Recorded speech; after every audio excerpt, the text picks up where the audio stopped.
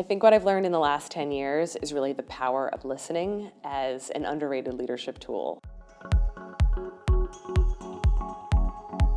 Really understanding the team around you, their experience, where they've come from, and where they see the greatest opportunity for the business. I think you learn so much from listening to the team around you, whether that be your team or our riders. I think one of the great powers of this brand is that we really do listen to our riders.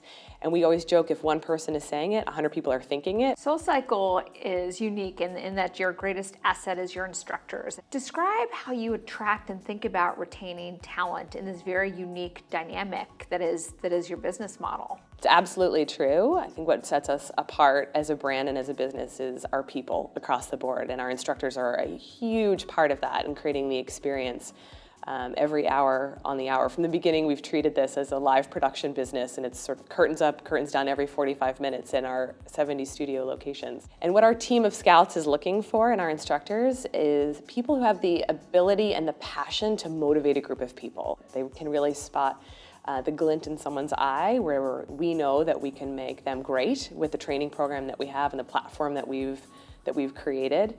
But it's been a process over the years to refine that, for sure. What's something that you've learned not to do from a leadership perspective? I think one of the things that we try really hard to do here that I've learned along the way, and I'm not perfect at it by any means, is just acknowledging the positive, not just when you're in the moment, but also when you're not in the moment. If you notice something great that someone has done, send that email or send that text message at night. I'm thinking about you, this went really well. Or, wow, I heard or I saw this on the report, it must have been a rough day for you.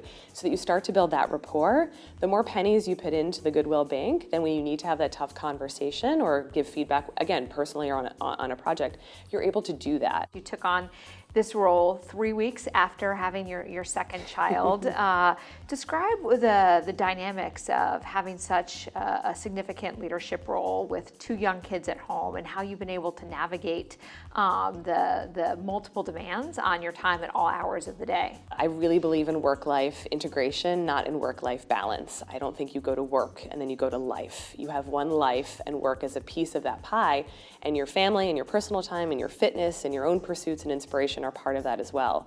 And I think that the key is just understanding which piece of the pie needs the most attention and when that piece of pie needs you to really be present. This is going to sound really trite, but I ride at SoulCycle a lot. I ride between 4 and 6 days a week if I can, and if I'm in a town where there's not a SoulCycle yet, which is becoming a bigger part of my job, I will go and try a different class, because I find that in order to manage all the different pieces of the pie, I really need to disconnect for a period of time in the day and sort of be able to clear my head.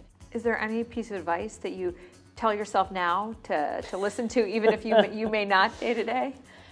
Don't sweat the haters, because hate is gonna hate. And between social media and Glassdoor and all these things that you can read, now I think just staying focused on the long term and the vision and the mission, and knowing that in my heart and in my head, I am making decisions that I think are right for this company and the people around me that are running it, and just staying true to that and not focusing so much on the critics.